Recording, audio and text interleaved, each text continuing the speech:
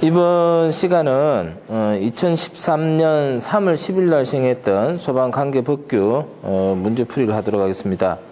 먼저 1번 문제 봅니다.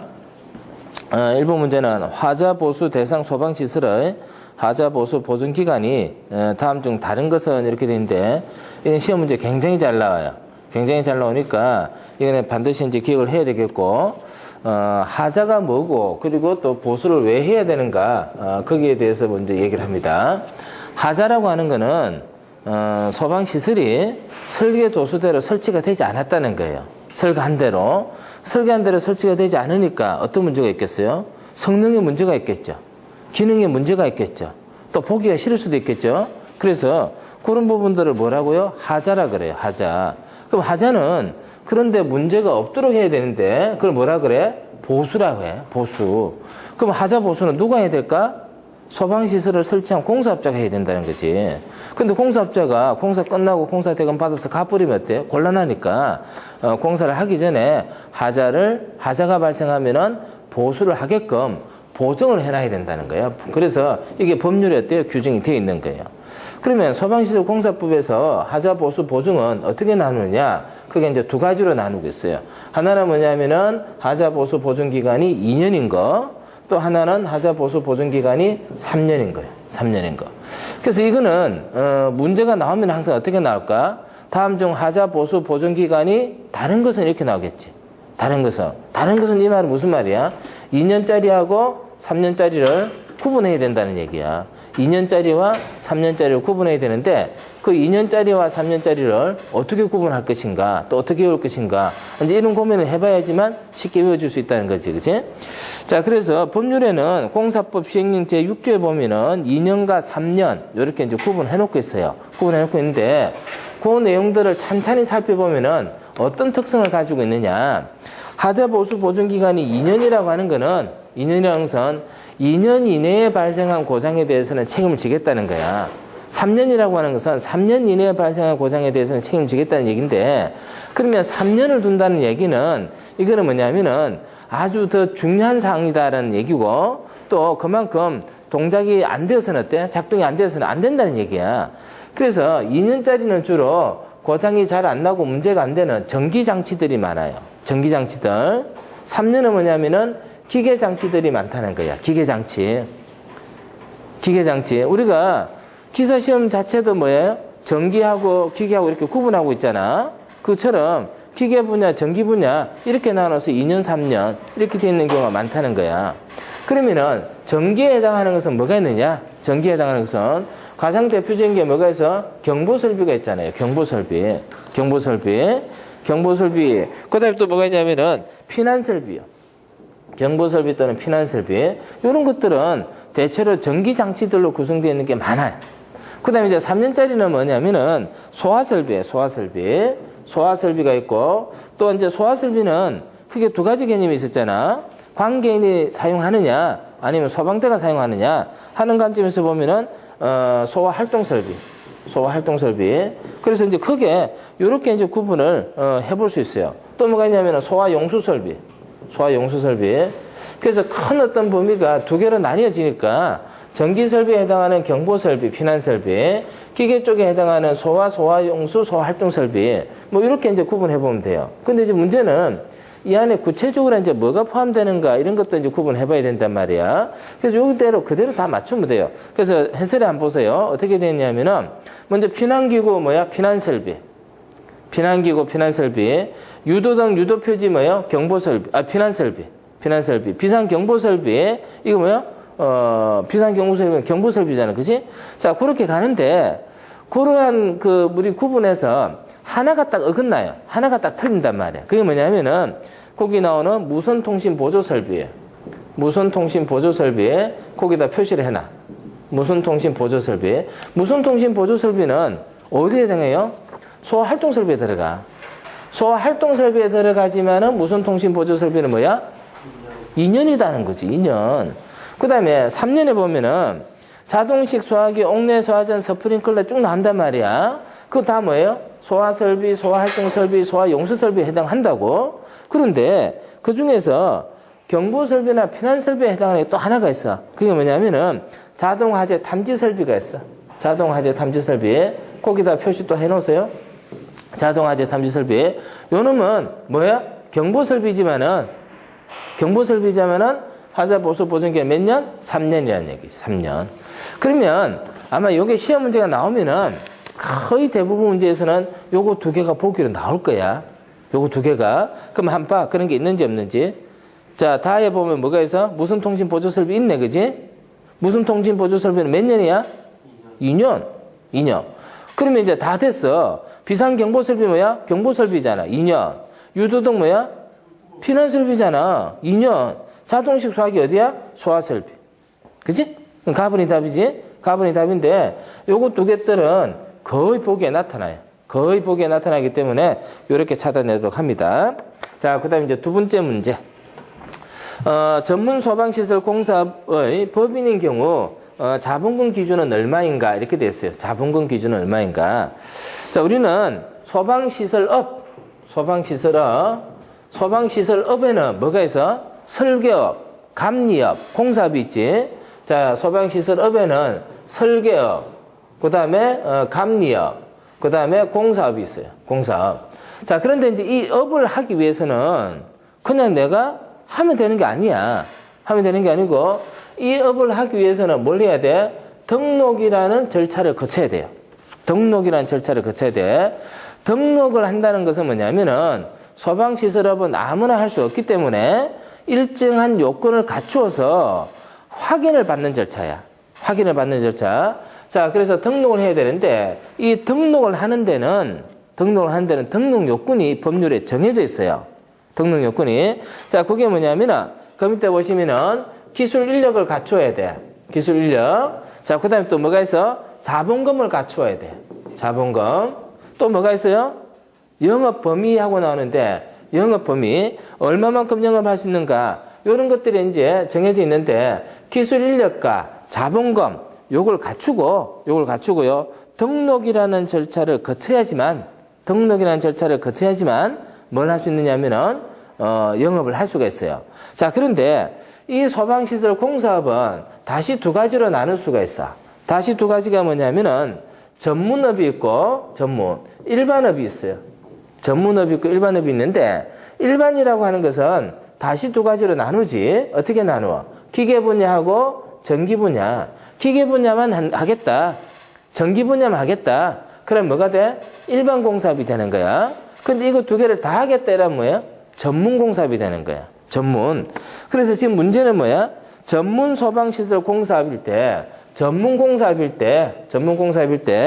등록을 하기 위한 자본금 기준이 얼마가 되느냐. 그럼 이건 어떻게 돼요? 법률의 기준이 정해져 있기 때문에 우리는 법률의 내용을 어때? 외워야 된다는 거야. 응? 자, 그러면 이제 그 밑에 해설 한번 봅니다. 전문 소방시설 공사업에 있어서 기술 인력과 자본금 나와요. 자본금. 자, 근데 그 자본금에 가보니까 다시 두 가지로 나눠 놓고 있어. 어떻게 두 가지야? 개인이 하는 경우, 법인이 하는 경우, 이렇게 나눠 놓고 있는데, 개인이 하는 경우는 자본금이 얼마가 있어야 돼요? 1억 원이 있어야 돼. 자본금 1억. 법인이 하는 경우는 자본금이 얼마가 있어야 돼요? 2억 원 이상이 있어야 돼요. 2억 원 이상. 그러면, 지금 봐. 시험 문제가 나왔을 때, 우리는 뭐를 구분해야 되느냐? 자, 시설업 중에서 설계, 공사, 감리 공사 중에서 뭐야? 공사업이다, 그지? 공사업은 다시 전문과 일반이 있어. 그 중에 뭐야? 전문에서 자본금은 개인인 경우와 법인인 경우로 나누고 있어. 근데 문제는 뭐가 나온 거예요? 법인인 경우하고 나왔잖아, 그지? 법인인 경우. 그래서 여기서 요거 찾아야 되고, 여기서 다시 요거 찾아야 되는 거야. 요렇게 해서 2억 원 이상, 요렇게 기억을 합니다. 그 답은 몇 번 하면 되겠어? 답은 하면 되겠죠, 그죠? 2억 원 이상. 그래서 요렇게 이제 하나가 정리가 되어졌다라면은 다음번 문제에서는 뭐가 나올 수도 있겠어? 거꾸로 가봐. 다음번 문제에서 뭐가 나올 수 있겠어? 개인은 얼마입니까? 이렇게 물어볼 수 있지. 그래 안 그래? 개인은 얼마입니까? 그러면 그 다음 일반은 얼마입니까? 이렇게 물어볼 수 있겠지? 일반은 얼마입니까? 그럼 또 뭘 물어보겠어? 감리업 하려면 어떻게 해야 되느냐? 이거 물어볼 수 있겠지? 그렇잖아. 그래서 공부를 한다는 얘기는, 시험 문제를 풀어본다는 얘기는 이러한 생각들을 여러분들 할 수 있어야 돼. 응? 자, 지금 여기서는 문제는 답은 뭐야? 2억 원 이상이에요. 그죠? 2억 원 이상. 자, 그 다음에 3번 문제 갑니다. 소방 업무에 필요한 경비의 일부를 보조하는 국고보조 대상 사업의 범위가 아닌 것은 했습니다. 국고보조 대상 사업의 범위가 아닌 것은, 우리는 이제 소방 관련 법에 의해서 소방 활동을 하기 위해서는, 불을 끄기 위해서는, 또는 구조구급을 하기 위해서는 뭐를 확보해야 되느냐 하면은 소방역을 확보해야 돼요. 소방역. 자, 그런데 이 소방역은 크게 어떻게 나누느냐? 인적 요소와 물적인 요소로 나누어요. 인적 요소와 물적인 요소. 인적 요소는 뭐냐면은 가장 기본적으로 소방대야. 소방대. 그 다음에 물적인 요소는 두 가지가 있어. 뭐가 있어요? 소방 장비와 소방 수리가 있어요. 소방 장비와 소방 수리. 장비는 뭐야? 여러 가지가 있어. 소방차도 해당하고 소방 펌프도 해당하고 여러 가지가 해당한단 말이야. 소방 수리는 뭐야? 물이야, 물. 자, 그런데 여기에서 소방 장비를 갖추는 경우에 있어서 소방 장비를 어떻게 갖춰야 될 것이냐 하는 것들은 결국 뭐냐면은 다시 어때요? 법률로서 정한단 말이야. 그런데 이 장비들이 특수한 경우들이 많기 때문에 아주 고가이고, 그거를 지자체에서 어때? 확보하기는 곤란할 수도 있고, 또 우리가 소방 응원이라고 해서 우리 관할구역에 소방력이 부족할 때는 다른 지역에 있는 소방대가 온단 말이야. 그럴 경우에 서로 장비 간의 호환성이라든지 이런 문제가 있기 때문에 장비는 일정 부분 뭐가 될 필요가 있어? 통일이 될 필요가 있단 말이야.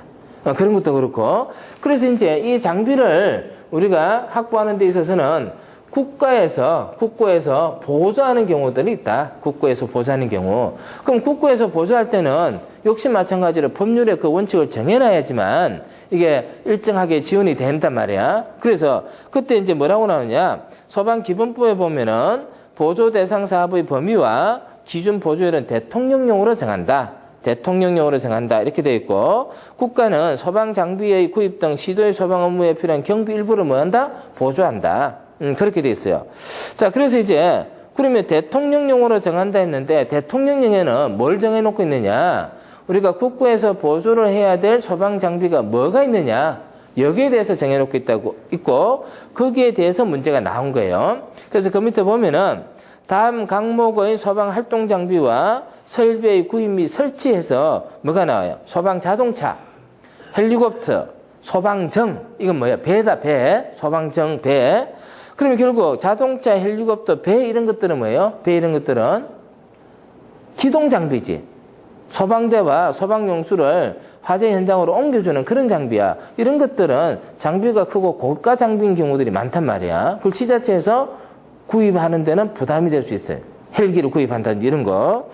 자, 그 다음에 또 뭐가 있냐면은 소방 전용 통신 설비, 전산 설비. 이런 거는 가령 통신은 무전기가 각각 다른 걸 써서 통신이 안 되면 어때? 곤란하겠지. 그래서 뭔가 통일이 필요하다는 얘기고, 그 밖에 방화복 및 소방 활동에 필요한 소방 장비와 두 번째 보시면 뭐가 나와요? 소방 관소형 청사의 건축, 소방서 건물을 지을 때 많은 비용이 들어가니까 이런 부분에 대해서는 국고에서 보조를 한다. 그 대상이냐 아니냐 하는 거예요. 그 대상이냐 아니냐. 그러면 거기 보면은 가해 소방 활동 설비, 소방 자동차, 소방정, 소방 전용 통신 설비 하니까 소방 활동 설비 여기 틀렸죠? 소방 활동 설비는 누가 설치하는 거야? 관계인이 유지 관리 업무를 가지고 있고 건축주가 설치하지. 그지? 관계인이 설치하는 거죠. 자, 그래서 소방 활동 설비 그게 틀렸어요. 틀렸고, 그 다음 페이지 앞 넘어가 보면은 소방 활동 장비 및 설비의 종류와 규격은 안전행정부령으로 정한다. 그렇게 되어 있고, 국고보조 대상 사업의 기준 보조율은 보조금 관리에 관한 법률 시행령에서 정하는 바에 따른다. 이렇게 이제 정리가 되어 있습니다. 자, 그래서 가번 정답하면 돼요. 자, 그 다음에 4번. 위험물을 취급하는 설비에서 정전기를 유효하게 제거하기 위한 방법으로 거리가 먼 것을 냈습니다. 정전기를 유효하게 제거하기 위한 방법. 자, 먼저 위험물이 나와. 위험물. 자, 위험물이라고 하는 것은 어떤 물질이에요? 위험물은 화재가 일어날 위험이 큰 물질들을 뭐라고 해? 위험물이라고 한다고. 그래서 항상 앞에는 뭐라고 표현한다 했어요? 화재의 위험이 있는 물건. 그지? 화재 위험이 있는 물품. 이게 위험물이야. 그래서 요건 불이 잘 나. 불이 잘 나. 자, 그 다음에 정전기. 정전기는 우리는 이제 마찰이 일어나는 부분이라든지 건조한 경우에 정전기를 자주 느낄 수 있어. 사람 몸에서도 정전기가 발생할 수 있어요. 그죠? 그런데 이 정전기는 아주 미세한 전류야. 그렇지만은 이 정전기가 위험물을 위험하게 만들 수 있는 거야. 정전기가 위험물을 위험하게 만들 수 있는 거야. 그래서 실제로 기름을 취급하는 주요 취급소에서 정전기에 의해서 화재가 발생하는 사례들이 어때? 많이 발생하고 있단 말이야. 그래서 이 정전기를 뭔가 제거하거나 정전기가 발생하지 않도록 하는 방지 대책, 이런 게 필요하다고. 그래서 이 위험물에 대해서 정전기에 의한 화재 방지를 위해서 우리 위험물 안전관리법에서는 정전기를 방지할 수 있는 방법에 대해서 규정을 하고 있어요. 그래서 그게 된 문제야. 거기 보시면 뭐라고 되어 있어요? 위험물법 시행령 제28조 관련해서 별표 4에 이런 내용이 있다고 되어 있지, 그지? 자, 거기 보면은 위험물을 취급함에 있어서 정전기가 발생할 우려가 있는 설비에는 정전기라고 하는 것은 뭐야? 연소에 있어서 필요한 점화원, 점화에너지, 거기에 해당하는 거다. 자, 그래서 이거를 제거하기 위해서 어떤 방법을 하느냐? 자, 거기 세 가지 방법이 정해져 있어요. 접지에 의한다. 공기 중의 상대 습도를 70% 이상으로 한다. 공기를 이온화하는 방법이다. 이렇게 이제 세 가지가 정해져 있고, 거기에 해당하지 않는 답이 뭐예요? 납은이지, 그지? 납은 자동적으로 압력의 상승을 정지시키는 방법 했는데, 요거는 이제 압력이 발생하는 장치에 이런 안전장치를 둡니다. 자, 그 다음에 정전기라고 하는 것은 우리가 마찰에 의해서 대전되어졌던 것이 방전되면서 발생하는 정전기 스파크를 말하는데, 그거를 이제 방지하기 위해서는 어떻게 되느냐? 접지를 통해서 방전되는 전류를 어디에다가 보내는 거야? 땅 속에다 보내는 거지. 그게 접지연 방법이고, 그 다음에 공기를 이온화해서 그 이온하고 반응을 하도록 만드는 게 뭐예요? 이온화하는 방법이고, 그 다음에 거기 보면은 뭐가 나와? 상대 습도를 몇 퍼센트 이상으로 한대서 70% 이상으로 70% 이상으로 한대는데, 요게 답으로 잘 나오는 거예요. 요게 답으로 잘 나오는데, 습도라고 하는 것은 공기 중에 들어있는 수분의 양을 얼마인가를 나타내는 게 습도야. 이 습도는 다양한 방법으로 나타낼 수가 있는데, 상대 습도뿐만 아니라 절대 습도, 이런 걸로도 나타나는데, 지금 여기서는 무슨 습도로 나타내요? 상대 습도. 상대 습도는 단위를 어떻게 쓰느냐 하면 퍼센테이지로 적어요. 퍼센테이지. 그래서 상대 습도가 70% 이상이 되도록 한다는 얘기는 습도를 높인다는 얘기지, 그지? 습도를 높인다는 얘기는 공기 중에 뭐가 많다는 거야? 수분이 많다는 거야. 그래서 대전된 전하가 어디로? 수분과 결합을 하게 되는 거지. 이온화시키는 거와 똑같은 거예요. 그래서 상대 습도 70% 이상 이렇게 되는데, 그 4분도 시험 문제로 잘 나와요. 4분도 표시를 해둡니다. 자, 그 다음에 5번. 소방방재청장, 소방본부장, 소방서장은 소방특별조사를 하려면은 관계인에게 조사 대상, 조사 기간, 조사 사유 등을 며칠 전에 서면으로 알려야 하는가, 이렇게 나옵니다. 자, 거기 보면은 소방특별조사예요.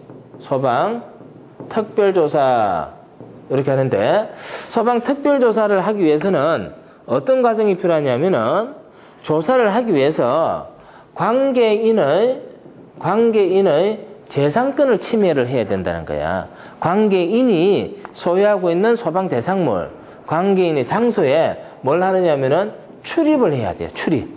출입을 해야 되고, 거기 가서 여러 가지 이제 조사 행위를 한단 말이야.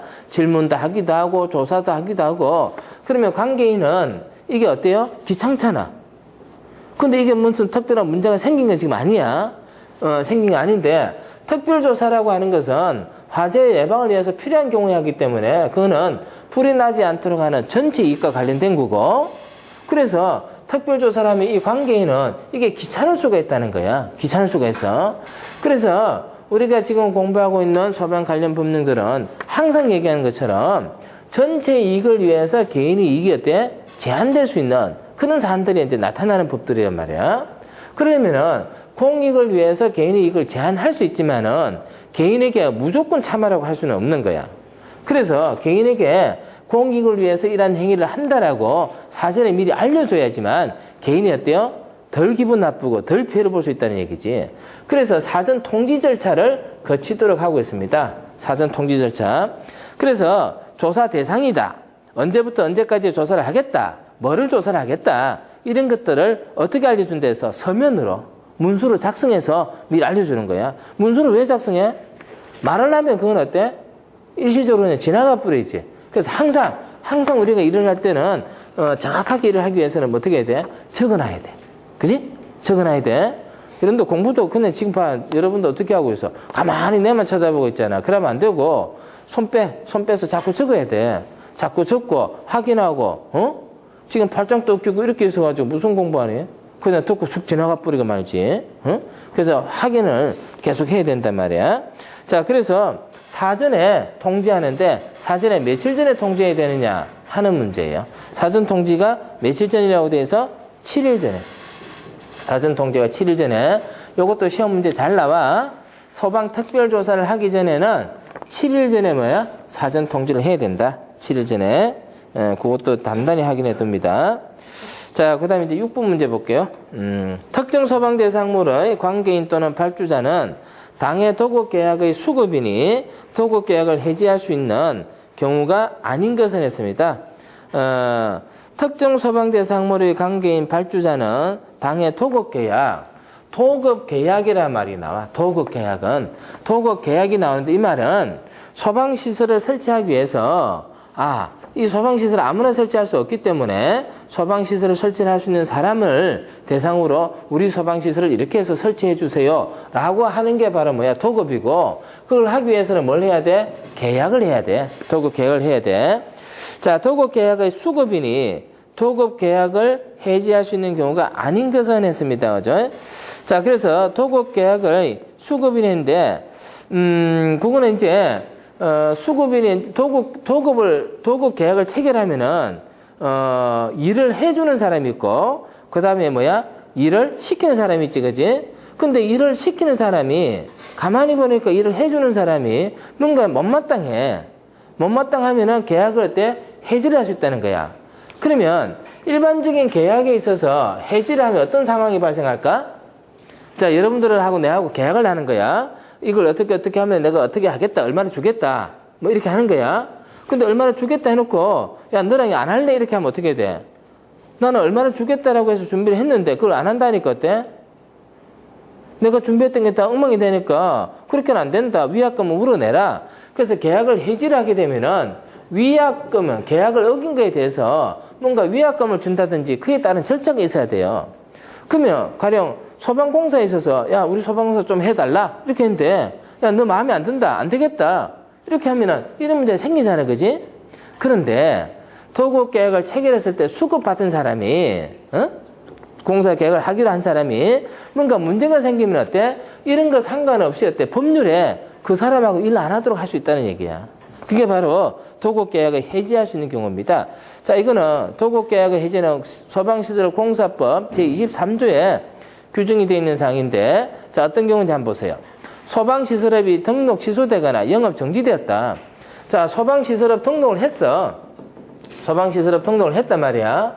그런데 등록이 취소돼서. 왜 취소됐을까?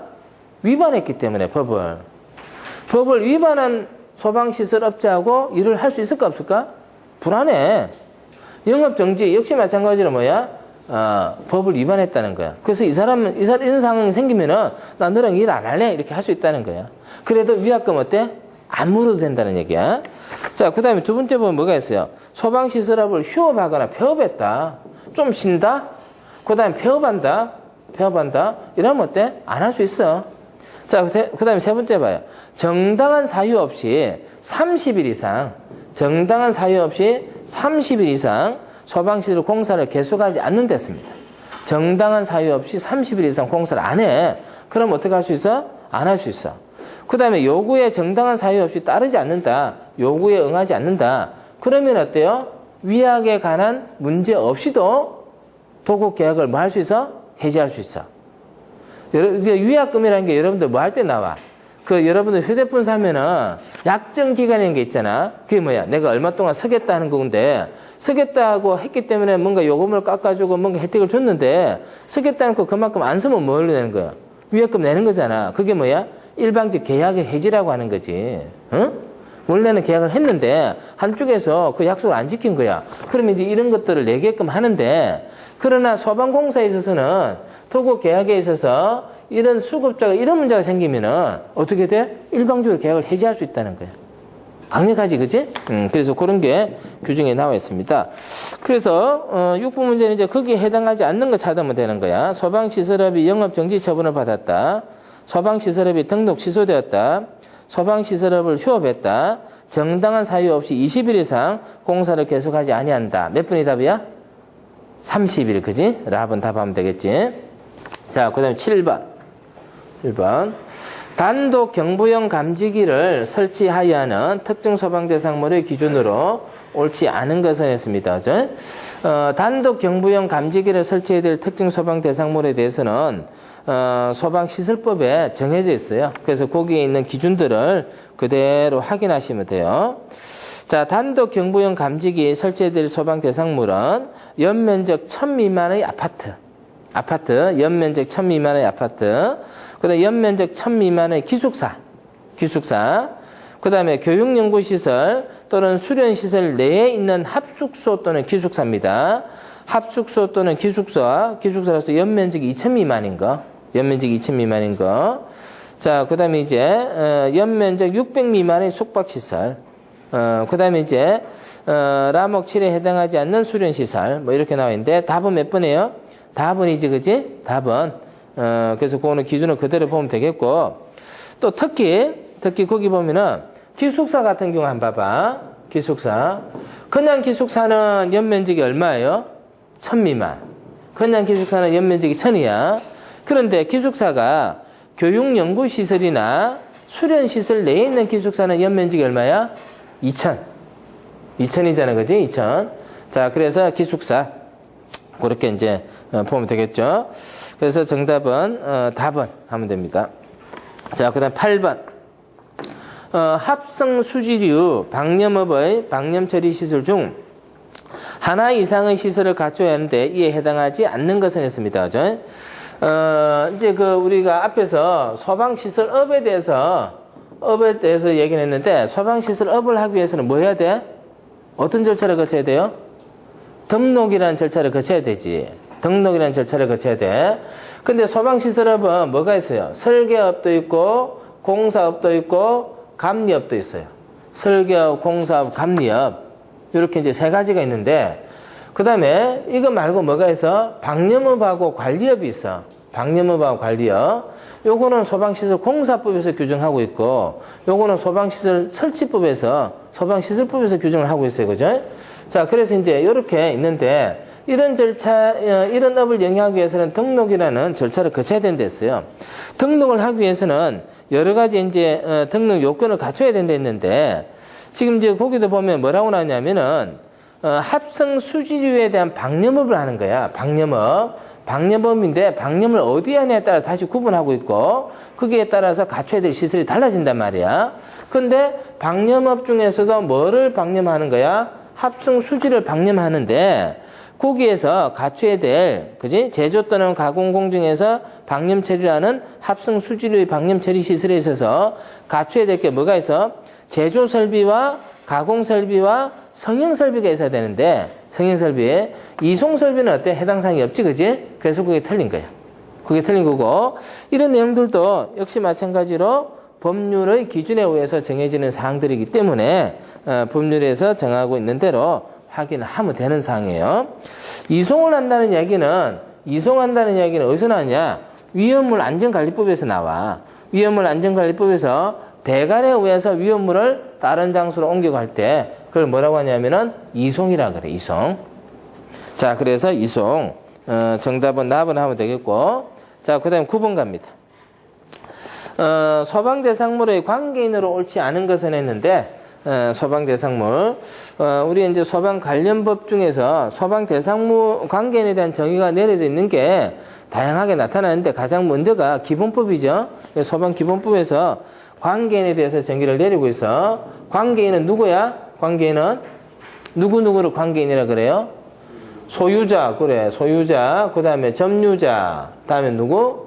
관리자. 이 관계인이잖아. 소유자, 점유자, 관리자. 그걸 이제 관계인이라 그래요. 근데 감리자, 요건 어때? 틀렸지, 그지? 감리자는 틀렸어요. 자, 그 다음에 이제 10번 문제 갑니다. 10번 문제. 소방안전관리자를 선임하여 하는 특정 소방 대상물 중 1급 소방안전관리 대상물의 일반적 기준에 해당하지 않는 것은 했습니다. 우리는 이제 특정 소방 대상물의 소방안전관리를 위하여 소방안전관리자를 선임하도록 하고 있고, 소방안전관리자는 1급, 2급, 특급 이렇게 이제 세 가지로 나누고 있죠. 특급, 1급, 2급 이렇게 이제 세 가지의 소방안전관리자 선임이 가능한데, 지금 문제는 1급 소방안전관리 대상물이 어디냐 하는 거예요. 1급 소방안전관리 대상물이 어디냐 하는 건데, 여기에 대해서도 시험 문제 잘 나와요. 잘 나오니까 표시해 놓고 반드시 외우도록 합니다. 자, 우선 그 밑에 보면은 제일 먼저 뭐가 나와? 연면적이 15,000제곱미터. 15,000제곱미터 이상인 특정 소방 대상물에는 1급 소방안전관리자를 둬야 돼요. 연면적이 15,000 이상이다. 이 말은 뭐야? 소방 대상물의 규모가 어때? 크다. 특정 소방 대상물의 규모가 어때? 크다. 이런 뜻이에요. 자, 그 다음에 두 번째 보면 뭐가 나와? 연면적 15,000이 안 되더라도, 연면적 15,000 이상이 안 된다 하더라도, 층수가 얼마입니까? 층수가 11층 이상이야. 층수가 11층 이상. 이 말은, 이거는 특정 소방대상물의 규모가 크기 때문에, 안전관리가 필요하다는 거예요. 자, 그 다음에 이제 가연성 가스. 가연성가스를 얼마? 몇 톤 이상이라 했어요? 1,000톤 이상. 1,000톤 이상. 자, 요게 뭐냐면은 1급 소방안전관리 대상물이 됩니다. 그래서 거기에서 이제 해당하지 않는 걸 찾으면 돼요. 거기에서 해당하지 않는 거 찾으니까 그건 굉장히 쉬워. 가번에 뭐가 나와? 연면적 15,000 이상, 나번에 11층 이상, 나번에 뭐요? 1,000톤 이상. 그지? 자, 그렇게 됐고, 그럼 답은이 돼. 그런데 요거는 굉장히 쉬운 문제인데, 어디까지 여러분들이 봐야 되냐? 밑에 해설 한번 보세요. 해설을 보면은, 별표 이하의 특정 소방 대상물 중 1호에 따른 특정 소방 대상물을 제외한 다음 항목의 어느 하나에 해당하는 것으로서, 자, 거기 보면 뭐가 나와? 아파트. 그 다음에 또 뭐가 나와요? 동식물원. 자, 그 다음에 또 뭐가 나와? 철강 등 불연성 물품을 저장 취급하는 창고. 자, 창고인데. 어떤 창고야? 불연성 물품을 저장하는 창고야. 창고. 그런데 불연성 물품은 어떤 게 있어? 철강과 같은 불연성 물품을 저장하는 창고. 그 다음에 위험물 저장 및 처리 시설 중에서 위험물 제조소 등이라고 하는 것은 위험물 제조소, 저장소, 취급소를 말해. 위험물 제조소 등. 자, 그 다음에 또 하나가 있어요. 뭐가 있어? 지하구. 자, 요거는 요렇게 나와 있는 이 5가지 항목은 이러한 규모에 해당한다 하더라도 용도가 소방안전관리가 필요 없는 상황이기 때문에 안전관리자를 두지 않아도 된다는 얘기야. 그럼 예를 들어서 건물의 층수가 11층이 넘어가면은 20층짜리 건물에는 소방안전관리자 누굴 둬야 돼? 1급을 둬야 돼. 근데 20층짜리 아파트는 1급을 두지 않아도 된다는 얘기야. 1급을 두지 않아도. 자, 그래서 그 얘기인데, 자, 요거는 왜 그러냐 한번 봅니다. 자, 먼저 여기서 위험물 제조소 등이라고 하는 것은 소방시설법에 의한 안전관리가 필요 없어요. 왜 그러냐? 요놈은 위험물 안전관리법에서 다루어요. 위험물 안전관리법에서 위험물 안전관리를 한단 말이야. 이건 필요 없고, 그지? 자, 그 다음에 동식물원하고, 그 다음에 지하구, 이거는 뭐냐? 이거는 안전관리를 하지 않아도 돼. 왜 그래? 사람이 거주를 하지 않아. 자, 그 다음에 창고, 불연성 물품이 들어가 있는데, 창고도 거주 용도는 아니지만은, 사람이 뭐, 드나들긴 들어요. 근데 그 안에 있는 창고에 있는, 저장하는 물품이 뭐야? 불연성이지. 그래서 안전관리 필요성이 없다는 거고. 그 다음에 아파트 나오는데, 아파트는 소방 안전관리에 있어서 대부분 어때요? 안전관리가 필요 없는 상태로 나타나는 경우들이 많아. 아파트는. 왜 그러냐? 아파트는 철근 콘크리트 구조로 방화구역이 되어져 있지. 철근 콘크리트의 내화 구조로 방화구역이 되어져 있어. 그래서 아파트는 불이 나면 어떻게 된댔어요? 옆 세대를 이렇게 옮겨가는 게 아니고 항상 어디로 올라간댔어? 위층으로. 그래서 화재의 확산에 있어서 다른 용도보다는 위험성이 어때? 덜하다는 얘기야. 그래서 지금 문제는 아주 단순하게 요거 3개만 확인하면 되는 문제였어.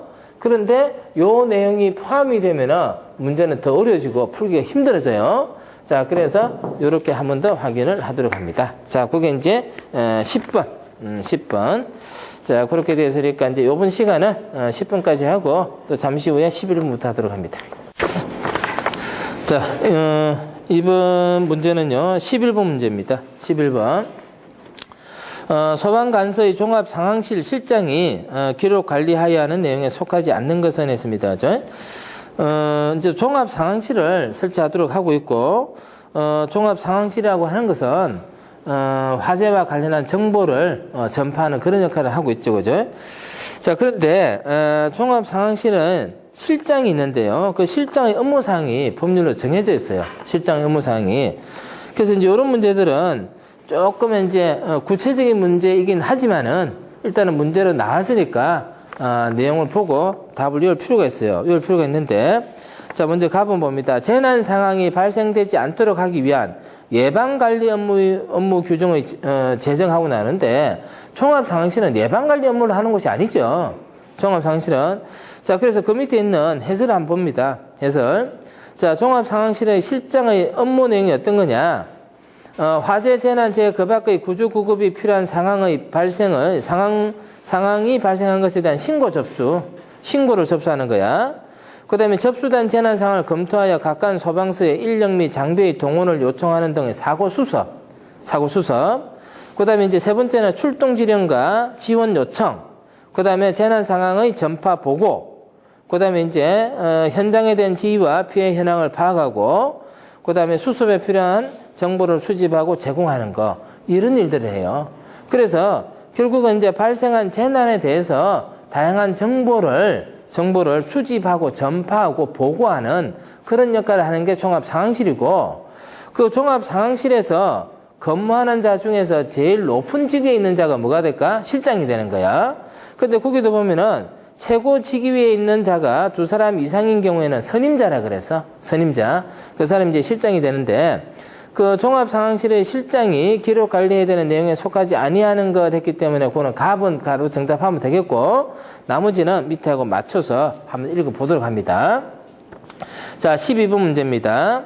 제조소 등의 관계인은 위험물 제조 등의 화재 예방과 화재 등 재해 발생 시 비상조치를 위해 작성하는 예방규정은 시도지사에게 언제까지 제출하여야 하는가 이렇게 되어 있습니다.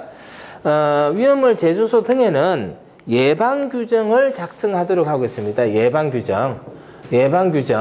예방규정이라고 하는 거는 위험이 발생하지 않도록 미리 예방하는 거지, 그지? 예방. 그래서 우리는 어떻게 하겠다라고 하는 규정을 작성해서 시도에게 제출하도록 하고 있어요. 그러면 이 예방을 어떻게 하겠다는 규정을 정해서 제출한다는 얘기는 무슨 뜻일까?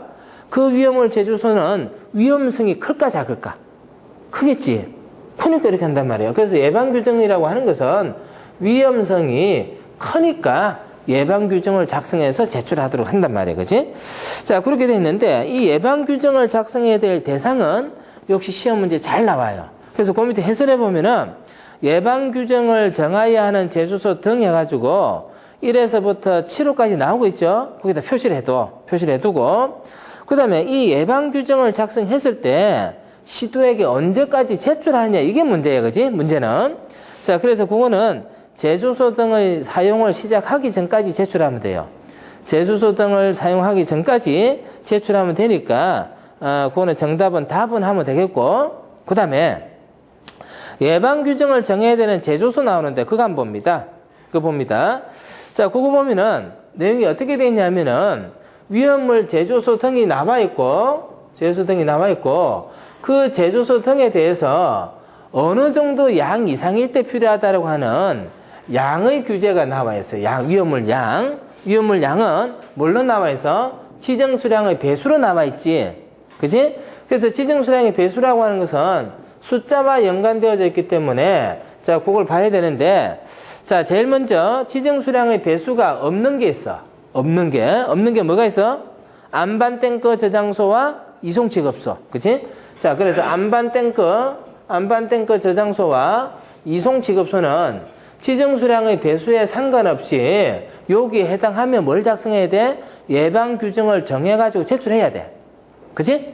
자, 그 다음에 두 번째, 제조소는 뭐라고 돼 있어요? 지정수량의 얼마? 10배. 10배인데 이상이야, 이하야, 뭐야? 이상. 이상이라고 하는 것은 양이 많다는 얘기잖아. 그래서 위험물 양이 많다는 얘기야. 그러면 가령 지정수량의 5배의 위험물을 취급하는 제조소는 예방규정 작성해 안 해? 안 한단 말이야. 10배 이상일 때 그렇다는 얘기지. 자, 그 다음에 이제 100배에 해당하는 것은 뭐가 있어요? 100배에 해당하는 것은, 5개 저장소. 그래, 5개 저장소. 그 따라 읽고 이렇게 하면 금방 외워지지. 자, 150배는 어디에 해당합니까? 옥내 저장소야. 옥내 저장소. 자, 그 다음에 200배 이상은 어디에 해당해요? 5개 탱크 저장소. 5개 탱크 저장소. 자, 이렇게 나와. 그러면 이 중에서 안반탱크가 제수소 등의 어떤 내용으로 봤을 때 위험할까? 5개 탱크 저장소가 위험할까? 안반탱크가 위험하지. 이거는 200배 이상 돼야 위험하잖아, 그지? 그러면 여기 보면은 옥내 탱크 저장소는 예방 규정을 작성해 안 해? 안 하지? 예방 규정을 정하지 않아? 옥내 탱크 저장소는 어떤 거야? 건물이 있고 내에 뭐가 있어? 탱크가 있어. 이 안에 뭐가 들어가 있어? 위험물이 들어가 있지. 그럼 봐봐. 이 위험물이 문제가 생겨도 돼. 탱크 안에 들어가 있으니까 좀 안전하지. 탱크가 터졌어. 그래도 또 어디에 있어? 건물 안에 들어있으니까 안전하지. 그래서 이런 경우는 위험성이 커, 작아? 작다라고 보는 거야. 작다라고. 그래서 예방규정 정하지 않아도 돼. 그래서 일단은 요 정도는 여러분들이 기억을 하고 있는 게 좋을 것 같아요. 됐지, 그지? 자, 그 다음에 이제 13번 문제가요. 화재 경계지구 내에서 소방관서의 행정행위로 틀린 것은 했습니다. 화재 경계지구라고 하는 거는 소방기본법에서 규정하고 있는 내용입니다. 자, 그 밑에 해설에 한번 봐요. 해설에 보면은 소방기본법 13조에 나와 있는데 화재 경계지구는 어디를 대상으로 정하는지 해설 한번 봅니다. 도시. 자, 도시라고 하는 것은 기본적으로 건물이 어떻게 돼 있어? 밀집하고 있지. 도시의 건물 밀집 지역 등. 자, 도시, 건물 밀집 지역. 자, 이게 어떤 문제가 있어? 화재가 발생할 우려가 높다 했습니다. 화재의 발생 우려가 높다. 자, 그 다음에 화재가 발생하는 경우 그로 인하여 뭐가 크다? 피해가 클 것으로 예상된다. 그러면 조심해야 되잖아, 그지? 자, 그래서 어떻게 하느냐? 일정한 구역을 대통령령으로 정하는 지역을 화재 경계지구로 지정할 수 있다. 요런 데를 뭘로 정하는 거야? 화재 경계지구로 정해야. 누가 정해요? 시, 도지사가 정한다. 그지? 뭐 이런 얘기는 수탁했고. 자, 그래서 시, 도지사가 화재 경계지구를 정하면은 화재 경계지구 안의 소방 대상물, 위치, 구조, 설비 여기에 대해서 뭘 할 수 있어? 소방 특별조사를 해요. 특별조사. 자, 소방 특별조사가 나오고. 그 다음에 3이라고 적혀져 있는데 보면은 특별조사를 해서 보니까 예방과 경계를 위해서 필요하다 인정할 때는 관계인에게 소방용수시설, 소화기구, 그 밖에 소방에 필요한 설비의 설치를 명할 수 있다. 설치 명령을 할 수가 있습니다. 어떤 결과? 특별조사 결과. 그 다음에 4라고 되어 있는데 봅니다. 본부장이나 서장은 경계지구 안의 관계인에 대하여 소방에 필요한 훈련과 교육을 실시할 수 있다. 훈련과 교육을 실시할 수 있다. 요게 화재 경계지구가 정해졌기 때문에 나타나는 사항이에요. 그래서 요걸 물어보는 거야. 자, 보기 한번 봐봐. 보기에 보면은, 보기에 뭐라고 나오는지 한번 봅니다. 가분에 보면은, 본부장, 서장은 화재 경계지구 간의 관계인에게 소방시설의 유지 관리는 자체 점검을, 얘는 자체 점검 있어 없어? 없지? 그럼 틀렸어. 자, 그 다음에 본부장 서장은 경계지구 간의 관계인에 대해서 소방상 필요한 훈련과 교육 나오지? 훈련 교육. 또 본부장 서장은 훈련 교육을 실시하고자 할 때 10일 전에 그 사실을 통보해야 되고, 그 다음에 이제 특별조사를 연일 이상 실시해야 된다. 그래서 요 내용에 해당하느냐 하지 않느냐 하는 거예요. 자, 그걸 물어보는 거고. 자, 그 다음에 조금 더 하나 더 심화. 해설해 보면은 소방 특별조사에 보면은 소방 특별조사를 할 수 있다라고 돼 있어? 하여야 한다라고 돼 있어? 하여야 한다. 요건 하여야 한다야. 자, 그 다음에 훈련 교육은 하여야 한다야? 할 수 있다야? 사회 봐봐. 해설 사회.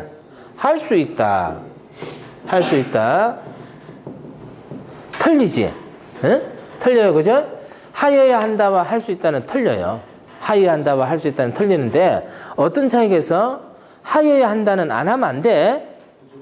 그렇지. 무조건 해야지. 할 수 있다는 할 수도 있고 안 할 수도 있다는 얘기야. 할 수도 있고 안 할 수도 있어. 그래서 법을 통하여 규제를 하는 경우 이러한 표현은 굉장히 중요한 거야. 자, 그래서 여러분들은 그 책에다가 하여한다와 할 수 있다 줄을 꺼놔야지만 다시 확인할 수 있겠지, 그지?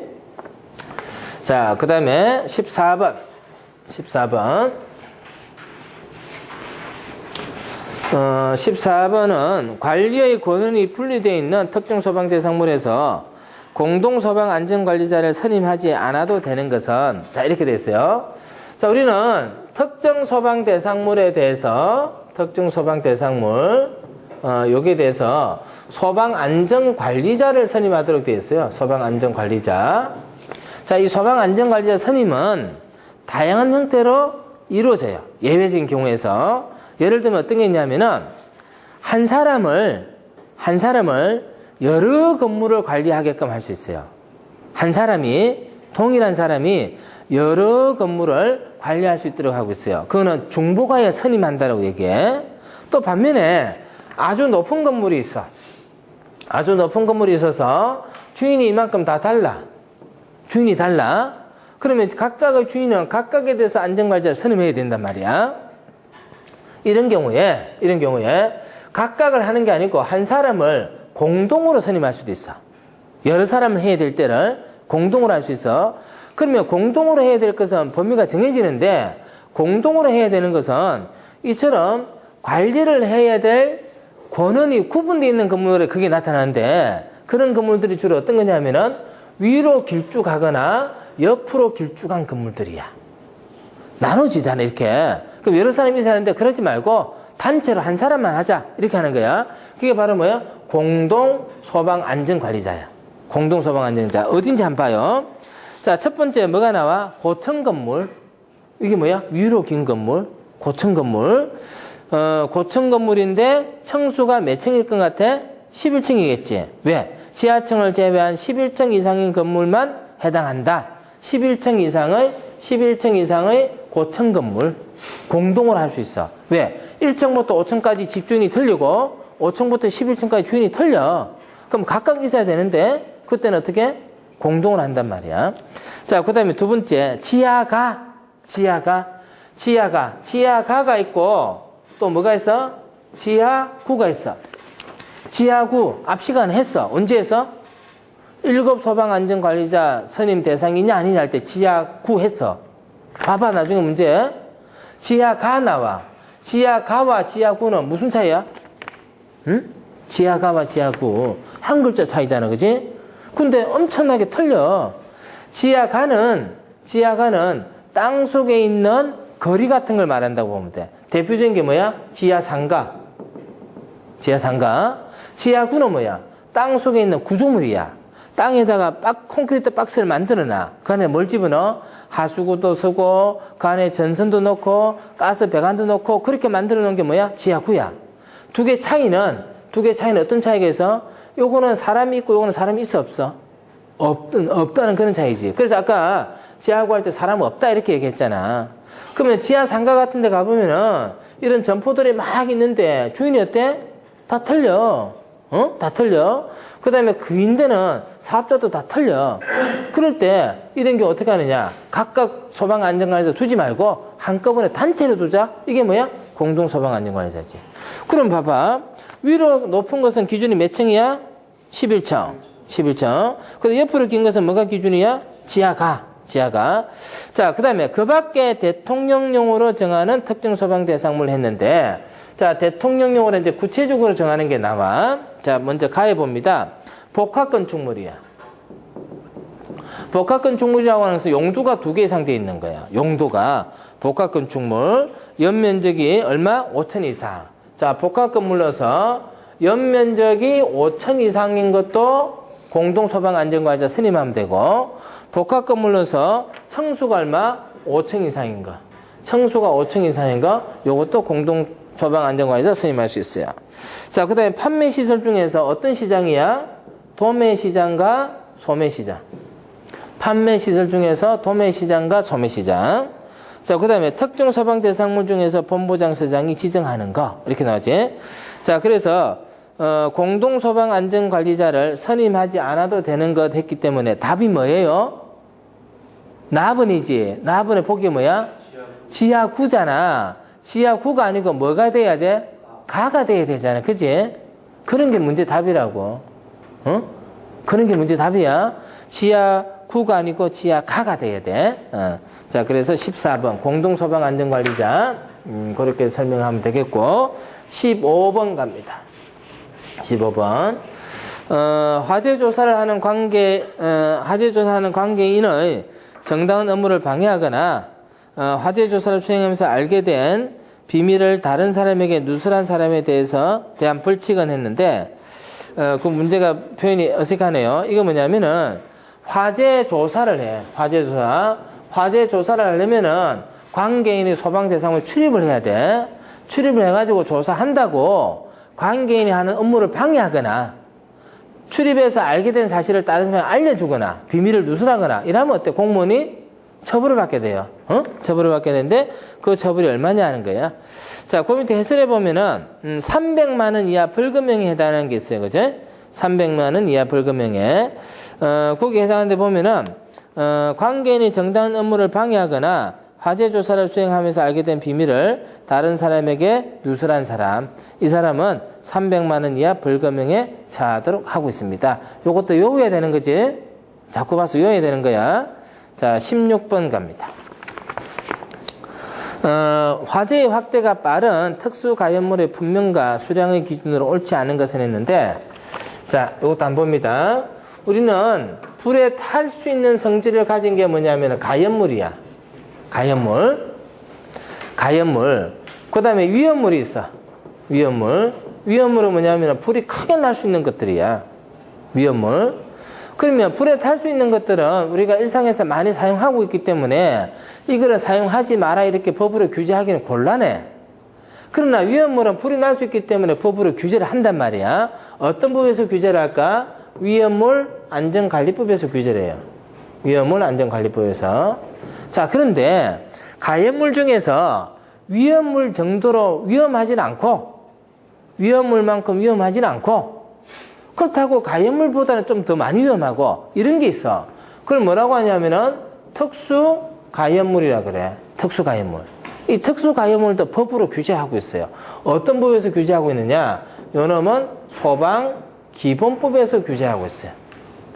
특수가연물은 소방기본법에서 규제를 하고 있어요. 소방기본법에서. 그래서 지금 특수가연물에 관한 문제인데 소방기본법에서 어떻게 규제를 하고 있느냐? 해설해 보면은 규제를 해야 될 특수가연물의 분명과 수량에 대해서 얘기를 하고 있어요. 예를 들어서 면화류가 나오는데 면화류는 수량이 얼마예요? 200kg 이상 돼 있지? 200kg. 면화는 뭐 별로 실감이 안 나니까 거기서 뭐 보냐면 대패밥 한번 볼까? 대패밥. 뭐 종이 부스러기 봐요. 종이 부스러기. 자, 종이 부스러기. 이거 요만큼 종이가 있어. 이거 위험해 안 위험해? 안 위험하단 말이야. 근데 이 종이 부스러기가 얼만큼 있어? 1000kg 이상 있어. 1톤 정도가 있어. 그럼 거기다 불나면 어떻게 돼? 잘 타니까 이게 위험하겠지? 그래서 그거는 뭘로 보는 거야? 특수가염으로 보는 거야. 요거는 특수가염물 아니야. 근데 이게 1000kg 있으면 그거 뭐야? 그건 특수가염물이야. 그치? 특수가염물. 그건 위험하니까 뭐를 규제를 하고 있느냐? 자, 그놈을 어떻게 저장하는지 또는 어떻게 취급하는지 여기에 대해서 어디에서 규정하고 있어요? 소방기본법에서 규정하고 있어요. 근데 이제 지금 문제는 뭐냐면은 특수가염물에 해당하는 거 하고 수량이 맞나 안 맞나 이거 보는 거야. 이런 것도 아주 난처한 문제야. 아주 곤란한 문제인데 요것도 답을 보고 그냥 요 들어갑니다. 해필 우리가 넝마 종이 부스러기 봤는데 그거는 수량이 얼마에서? 1000kg 이상이야. 그지? 400kg 했으니까 그게 틀렸네. 예. 자, 17번. 소방방지청장은 명예직의 소방대원으로 위촉할 수 있다. 이에 해당하는 사람은 명예직 소방대원. 자, 그게 이제 소방기본법에 규정이 되어졌어요. 자, 밑에 해설부터 봅니다. 소방방지청장은 다음 각 호에 해당하는 사람을 명예직 소방대원으로 위촉할 수 있다. 자, 그래서 의사상자 등 외우 및 지원에 관한 법률에 따른 의사상자는 의사자와 의상자야. 어려운 행위를 하다가 죽거나 다친 사람이야. 죽거나 다친 사람. 가령 예를 들어서 지하철 승강장에서 사람이 지하철 승강장 밑으로 떨어졌어. 기차는 오는데. 근데 그때 날쌘 사람이 하나 뛰어들어서 그 사람을 구하고 자기는 다쳤어.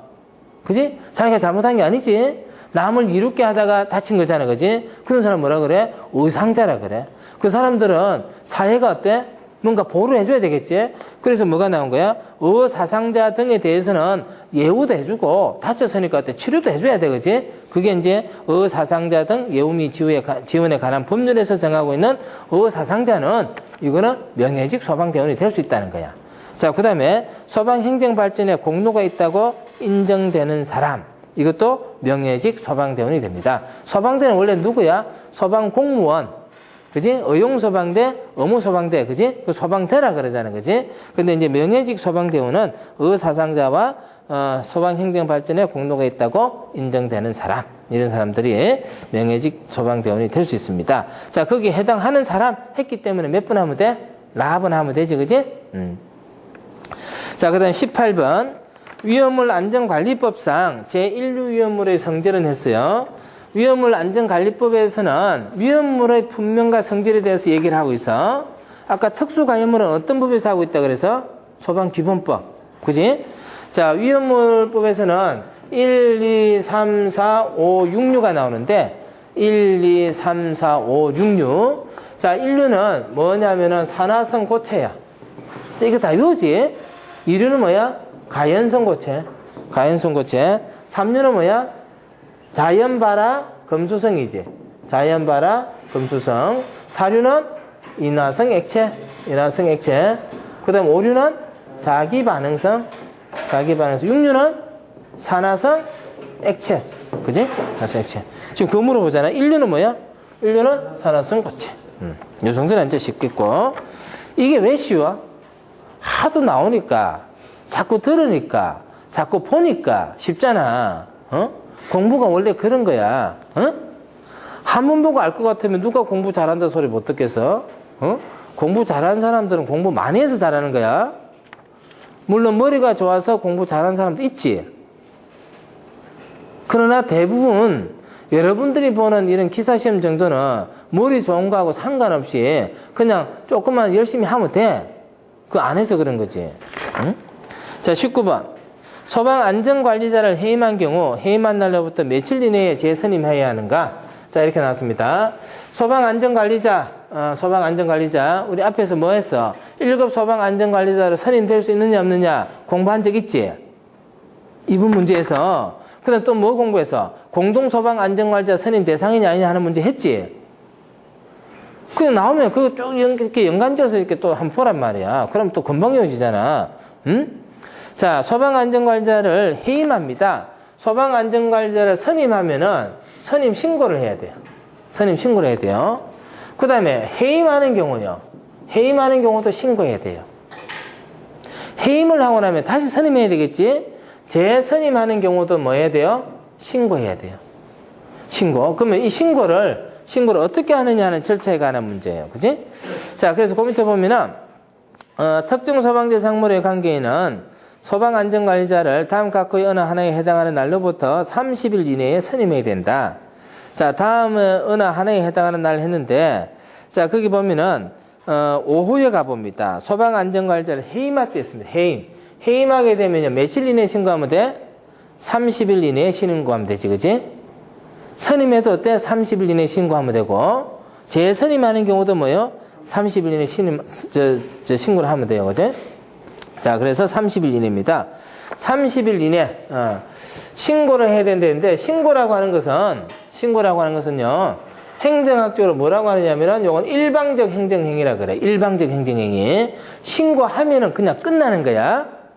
근데 허가를 받아야 되는 것은 어떻게 될까? 허가를 받아야 되는 것은, 허가 신청해서 허가를 받아야 되는 처분을 받아야 돼. 그래서 요거는 뭐라고? 일방적 행위라 그러고, 허가는 뭐라고 할까? 갔다가 와야 되니까 뭐라고 할까? 쌍방적 행위라 그래. 쌍방적 행위. 어느 게 하기가 까다로울까? 신고하는 게 쉬울까? 허가 받는 게 쉬울까? 신고 쉽지. 벌써 표현이 그렇잖아. 신고는 한다 그래. 허가는 받아야 되니까. 허가 신청해서 받아야 되니까. 그래서 까다로운 데는, 중요한 데는, 위험한 데는, 문제가 될 것 같은 데는 신고 안 하고 뭐야? 허가 받는 거야. 그지? 그렇게 생각하면 돼요. 자, 그 다음에 마지막 문제, 20문제. 건축 허가를 함에 있어서, 이거 이제 또 허가 나오네. 본부장 또는 서장의 동의를 받아야 하는 건축물 등의 범위에 속하는 것은, 자, 요것도 시험 문제 엄청 잘 나와요. 별표 100개. 허가 동의 대상. 자, 허가 동의 대상이라고 하는 것은 뭐냐면은, 건축을 하기 위해서는 뭘 해야 되느냐? 건축 허가를 받아야 돼요. 건축 허가. 그럼 이 건축 허가는 누가 하느냐? 시장, 군수, 구청장이 허가권자예요. 시장, 군수, 구청장이. 근데 이 건축 허가를 해줄 때는 건축부에 따라서 허가를 해주는데 건축물의 안전에 문제가 없어야 돼. 그럼 건축물의 안전에 문제를 줄 수 있는 것은 뭐가 있어? 화재 사고가 있을 수 있어? 불날 수 있어? 그럼 불나면은 그냥 자기 혼자 타고 말면 되는데 그러지 않고 불나면 어때? 옆집에 옮겨가. 그지? 그래서 허가권자는 건축을 하려고 할 때 이놈이 불이 날지 안 날지 또 불이 나면은 어떻게 피난해야 될지 또 불이 나면 어떻게 끄야 될지 이런 것들을 잘 봐야 돼, 안 봐야 돼? 봐야 된다고. 근데 건축물의 허가권자는 이 건물에 대해서는 잘 아는데 불이 났을 때 불을 끄는 소방시설에 대해서는 지가 잘 알아 몰라? 모르는 게 더 많단 말이야. 그래서 허가를 해줄 때 이 소방시설에 대해서 잘 알고 있는 본부장이나 서장에게 뭐라고 하느냐? 내가 이 건물을 허가를 해주려고 하는데 허가해줘도 되는지 안 되는지 소방시설을 좀 한번 봐줄래요? 이렇게 하는 거야. 그게 뭐야? 허가에 있어서 내가 허가를 해줘도 된다라고 동의를 좀 해달라고 하는 거야. 동의를. 그래서 건축허가 동의 요청을 하면은 그게 따라서 동의를 해주면은 허가를 해주는 거야. 그러면은 이 시장군수구청장이 허가를 해줄 때 동의를 받는 건물은 불이 잘 나는 걸까, 잘 안 나는 걸까? 불이 잘 날 때 동의를 받아서 허가를 좀 까다롭게 해야 될까요? 불이 안 날 때, 불이 잘 안 나는 건물에 허가할 때 동의 좀 해주세요. 이렇게 할까요? 불이 잘 나는 건물이지. 그럼 결국은 허가 대상이라고 하는 것은 아까 했던 것처럼 화재 위험성이 큰 건물이야. 아까 예방 규정을 정한다는 것은 뭐라고 해서? 화재 위험성이 큰 위험을 제소성이라 했잖아. 여기도 마찬가지로 화재 위험성이 큰 건물에 대해서는 허가 등의 동의를 받아야 돼요. 그러면은 해설에 보면 숫자가 나오는데 숫자에 나오는 숫자는 크게 나올까 적게 나올까? 크게 나오겠지. 규모를 나타내니까. 그래서 그 숫자를 맞추는 거예요. 그래서 해설부터 먼저 봅니다. 건축허가 등의 동의 대상에서 시설법 시행령 12조 1항인데 연면적 400 이상인 건축물 이렇게 나온 거야. 연면적 400 이상인 건축물. 다만 다음에 있어서는 정한 기준이다. 기본적으로 연면적 400 이상인데 가에 보시면은 학교는 연면적 얼마? 100. 학교는 더 위험하다는 거야. 그지? 그 다음에 노유자 시설 및 수련 시설 얼마? 200. 그 다음에 정신보건법에 따른 정신의료기관 300. 그러면 학교, 수련시설, 정신의료기관 중에서 어느 게 화재 위험성이 제일 커? 학교지. 왜? 그럼 100부터 동의받아야 되니까. 어? 그래서 그런 개념을 알고 외우란 말이에요. 그런 개념을. 자, 그래서 결국 이제 20분 문제는 그런 개념을 그대로 문제에다 갖다 붙이면 돼. 맞추면 되겠지, 그지? 자, 가번에 보면은 승강기 등 기계장치에 의한 주차시설에서 자동차 10대 이상을 주차할 수 있는 시설. 자, 그런 거 있어요, 없어요? 자동차는 몇 대 이상? 20대 이상이잖아. 표시해놨잖아, 그지? 자, 나의 연면적이 300인 업무시설. 300이 아니고 뭐야? 400.